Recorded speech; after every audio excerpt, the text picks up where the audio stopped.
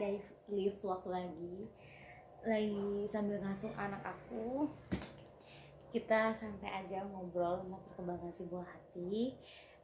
Bagi yang belum subscribe, jangan lupa subscribe, di like and di komen YouTube channel aku supaya aku lebih semangat lagi untuk berbagi informasi dan seputar parenting. Oke, kalau udah lanjut aja ke videonya. Oke, masuk di videonya. Hari ini aku mau ngebahas tentang dokumen apa yang harus kita bawa waktu kita mau lahiran. Nah, ini penting banget moms, yang perlu moms tahu saat moms akan lahiran, dan moms harus persiapkan juga. Nah, ini babyku lagi bobok. Selingan aja ya moms, sambil kita ngobrol, sambil aku ngasuh juga si baby, karena di rumah cuman ada aku, orang tua aku kerja semua dan suamiku juga kerja, cuman tinggal aku sama adikku. Nah, jadi ini masih jam 9 kurang pagi, ini hari Senin tanggal 16 seperti biasa. Aku kemarin lahiran tanggal 30 bulan 10 2020 jam 5.50 di rumah sakit swasta di daerahku. Nah, jadi kemarin itu moms, apa aja yang aku bawa dokumennya, yang penting banget yang menurut aku harus moms bawa juga ke rumah sakit kalau misalkan moms mau lahiran. Yang pertama adalah kartu KIS atau BPJS atau kartu asuransi lainnya untuk moms melahirkan. Jadi moms jangan lupa dicek dulu apakah masih berlaku atau tidak. Nah, ini moms ada cerita sedikit. Aku sama temanku itu nggak jauhan dengan aku lahirannya. Sebenarnya sih yang hamil duluan sih dia, karena dia ceknya udah lama dan ternyata dia udah positif hamil duluan, dan dia itu 1 bulan lebih dari aku kayak gitu kan. Tapi yang lahiran duluannya malah aku, karena aku waktu ngerasain sakit-sakit aku langsung dibawa ke rumah sakit, dan akhirnya keputusan dari dokternya aku untuk diinduksi karena belum ada pembukaan saat itu. Nah, jadi aku tuh nggak ngerasain yang normal-normal banget, karena ketuban atau lendir darahnya udah keluar duluan itu belum ada, karena aku cuma kontraksi aja terus, tapi belum ada pembukaan sama sekali, dan belum ada juga tanda-tanda akan bersalin, makanya dipasanglah induksi. Terus jadi singkat cerita, dari temanku ini tadi, dia itu rencananya mau ngelahirin memang di bidan pertamanya guys, mau di klinik atau di bidan kayak gitu. Nah, dia itu pas pertama-tama mau ke bidan, terus mau periksa nih, cek, karena dia udah mulai ada kontraksi, tapi kenapa dia itu belum ada bersaknya itu udah kayak aku kemarin, kalau nggak salah aku udah keluar kayak bersak coklat kayak gitu, belum lendir darah, belum kayak gitu ya. Nah, jadi waktu dia cek itu ke bidannya, dan bidannya bilang ini belum ada pembukaan dan ini cuma kontraksi biasa aja, udah pulang dulu aja, nanti kalau misalkan memang udah kontraksi lagi dan udah keluar lendir darahnya boleh kesini lagi dan kita cek ulang. Nah, jadi guys, moms, maksudku dia tuh nggak puas kayak gitu ya. Terus aku tuh pas dia bilang kayak gitu, kalau nggak salah aku hari itu lagi kontraksi bener, tanggal 30 itu masih pagi-pagi, kalau nggak salah hari Kamis, tapi aku belum mau pergi ke rumah sakit saat itu. Saat itu juga ada suamiku, ada orang tua aku yang lagi kerja juga saat itu kan, jadi aku masih berpikir untuk ke rumah sakit karena belum ada tanda-tanda apapun moms. Jadi pas teman aku bicara itu, dia udah ke bidan itu, aku tuh masih di rumah kayak gitu. Terus dia belum nggak moms. Terus pas aku udah lahiran, ternyata dia juga belum lahiran, dan dia mau ke klinik bersalin satunya lagi.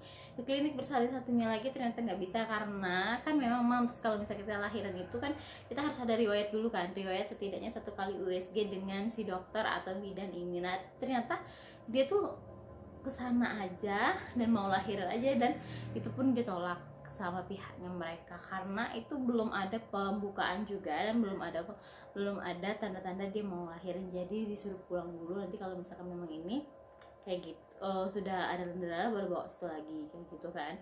Nah, terus ternyata pas aku udah lahiran si baby ini tanggal 30 hari Jumat kemarin, nah 2 hari atau 3 hari setelah itu aku saranin dong dia pergi ke rumah sakit yang aku lahiran, karena aku udah tahu banget, udah tahu betul gimana prosesnya, gimana pelayanannya, bagus atau enggak, dan udah termasuk juga pelayanan dalam kartu BPJS ku kayak gitu kan. Nah, Ternyata pas dia udah lahiran di sana bedanya 5 hari sama si Vesya nih. Nah Vesya itu udah 5 hari, anaknya itu baru lahir. Ternyata guys, dia itu maunya pengennya normal, tapi ternyata sesar karena pembukaan satu dari malam sampai pagi pun dia nggak ada pembukaan. Nah yang lebih parahnya lagi mams, karena dia nggak ngecek BPJS-nya atau kartu KIS-nya tadi, dia kan dikasih dari RT dan itu berarti dari pemerintah. Ternyata kartu BPJS-nya itu sudah mati dari dari bulan 8. Jadi semua muanya urusan nginep, kamar, obat atau operasi sesarnya tadi dia harus bayar. Mams, gimana tuh? Pusing nggak kayak gitu? Kita lagi cemas-cemasnya mau lahiran, antara nyawa sama babynya mau lahiran kayak gitu, terus ini juga nggak bisa lahiran normal, harus lahiran sesar. Dimana lagi pas sudah lahiran itu dibilang kartunya udah mati. Kenapa? Aku sayangin banget kenapa mereka nggak ngecek dulu pas waktu pendaftaran. Waktu itu aku pendaftaran dicek semua kartu BPJS aku dan KTP aku langsung diambil, dan itu pun agak lama prosesnya mau dikembalikan lagi, dan ternyata sudah sukses. Dan aku cuma ngeluarin uang 50.000 untuk lahiran si dia, untuk biaya mandiin kayak gitu aja. Nah jadi kalau menurut aku sih antara disalah di pihak rumah sakit atau di kita sendiri. Tapi yang paling penting itu, dan paling fatal itu di diri kita sendiri pastinya, karena kita nggak ngecek itu masih aktif atau enggak. Karena menurut aku setiap yang berhubungan dengan yang serius, aku harus benar-benar cek dari sebelum atau jauh aku dari lahiran mams. Jadi kita lihat dulu udah berapa detik. Jadi mams, kalau mams punya masalah kayak gini juga mams, wanti-wanti lain kali jangan lagi, lain kali jadi pelajaran. Kalau misalkan mau ada apa-apa itu dicek dulu muanya masih aktif atau enggaknya kartu yang akan kita bawa ke rumah sakit untuk membiayai kita sendiri. Itu sangat penting mams menurut aku, karena hal ini kecil memang, hal ini sepele tapi berdampak sangat besar pada kita. Iya kalau misalkan kita memegang uang cash sebanyak itu, misalkan kita nggak punya uang cash sebanyak itu, gimana? Harus nyari, harus minjem dulu, sedangkan kita mau lahiran kayak gitu, waduh urusannya jadi panjang dong kayak gitu kan. Terus yang kedua, selain kartu BPJS atau KIS yang kita bawa atau asuransi, yang kedua adalah KTP asli maupun fotokopi. Jadi KTP itu yang harus dua ya mams, KTP mams sama KTP suami mams. Jadi kalau misalkan mams lagi kemarin aku nggak ngurusin sebab suamiku ngurusin semuanya dipegang sama dia. Dia yang ngurusin pendaftaran aku, yang ngurusin semuanya. Yang penting KTP aku udah sama dia, terus ke BPJS-nya udah sama dia juga, dan kartu KTP dia juga ada di situ. Dan ternyata yang diminta itu sama pihak rumah sakit adalah BPJS asli fotokopi, KTP asli kita fotokopi, sama yang suami juga fotokopi. Jadi jangan lupa dibawa mams 2 item tadi. Terus yang ketiga adalah kakak itu perlu banget. Jadi aku bawa yang asli kemarin, yang asli terus fotokopian, dan ternyata diminta yang fotokopian juga kayak gitu. Jadi kalau misalkan di rumah sakit yang aku lahiran Sukesia ini, cuman 3 item yang perlu dibawa: kartu BPJS, KIS atau asuransi, KTP suami istri, sama kakak asli atau fotokopi. Jadi kalau misalkan ada yang bilang bawa buku nikah kayak gitu enggak, karena buku nikah ternyata enggak dipakai sama sekali. Dan jangan lupa juga bawa uang cash nanti kalau misalkan kalian butuh apa kayak gitu kan, karena di rumah sakit itu memang menyediakan makanan tapi hanya untuk kita sendiri mams, bukan untuk suami kita. Jadi kalau misalkan mams mau makan itu sudah disediakan sama pihak rumah sakit, tapi kalau misalkan suami mams mau makan, mams harus disediakan uang cash sendiri untuk beli di luar atau di minimarketnya si rumah sakit itu sendiri. Dan jangan lupa mams, kalau memang mams mau lahiran udah dipersiapin hari mau sesar ataupun normal, jangan lupa mams untuk membeli cemilan. Itu memang penting banget untuk tenaganya kita, karena pas sudah mulus-mulusnya, bener kata bidan aku waktu kemarin, Mbak ini dimakan ya, ibu ini dimakan, karena kalau misalkan nanti udah mulus-mulus, udah lagi sakit, ya pastikan ibu udah nggak mau lagi makan. Ya siapa yang mau makan kalau misalkan kita lagi mulus-mulus kayak gitu kan. Jadi sedari dinimbungin, sedari kita masuk dan seawal kita mungkin masuk ke rumah sakit atau ke klinik, makanlah untuk menyiapkan tenaga kita karena benar-benar terkuras banget. Udah lahiran pun aku lapar banget, dan akhirnya waktu pas lahiran itu sigap banget dan bener-bener rapi banget, tek tek tek tek, langsung pas lahiran udah selesai 5 menit kemudian langsung dikasih makan, langsung dianterin sarapan pagi, langsung dibilangin langsung makan, dan aku sudah itu sekitar 30 menit atau 41 jam aku langsung dikasih obat mungkin untuk pereda nyeri atau sama vitamin. Aku ingat banget itu yang pertama kali setelah aku pindah ruangan ke ruangan rawat. Jadi si baby ini belum dimandiin juga mams, 1 hari. Jadi dia tuh dimandiinnya kalau nggak salah besok paginya jam 5 subuh itu baru dimandiin si baby aku kayak gitu.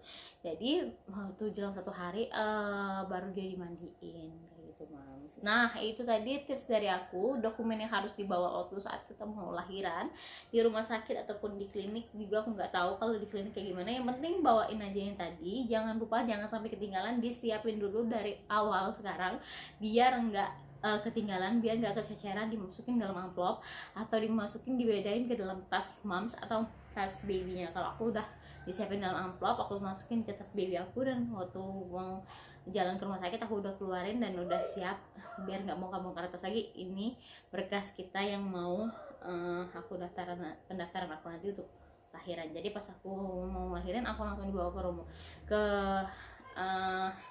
ruang tindakan, ke ruang UGD kayak gitu kan, IGD.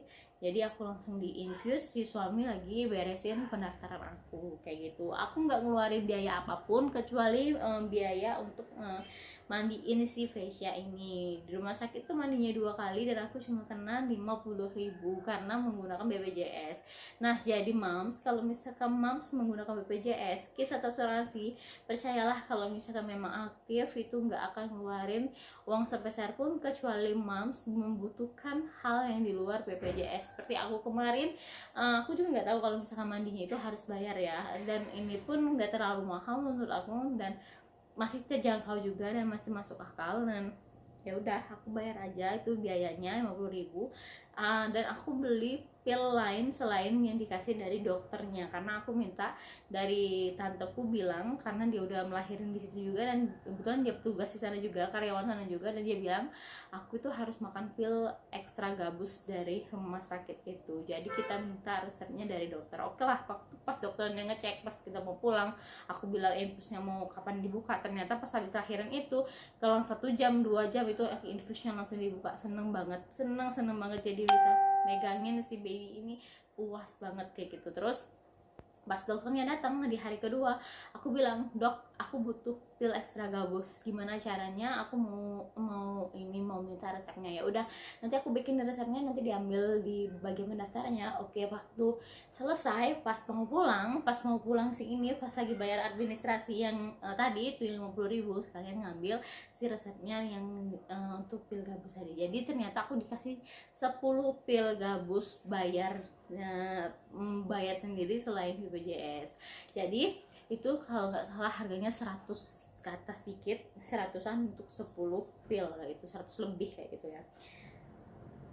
Terus waktu itu juga mams, aku langsung pulang, dianterin pakai kursi roda, dan kursi rodanya itu suamiku sendiri yang ngambil karena petugasnya mungkin lagi sibuk. Karena waktu pas aku lagi mau pulang, aku tuh lahiran duluan, ternyata di sebelah aku itu ada yang ibu-ibu yang pertama kali dari malam, bayangin dari malam dia masuk duluan ke ruangan operasi, ke ruangan untuk melahirkan, ternyata belum lahiran. Dan sebelah aku juga udah pembukaan, mereka itu udah pembukaan 6 waktu itu, dan aku tuh baru pembukaan 1, dan aku pikir aku bakalan ngelahirin jam 10 pagi hari Jumat kayak gitu. Dan ternyata alhamdulillah banget, sesuai dengan doa, sesuai dengan harapan, dia nggak terlalu lama di dalam dan dia langsung keluar, langsung ketemu aku kayak gitu di jam 5.50 kayak gitu.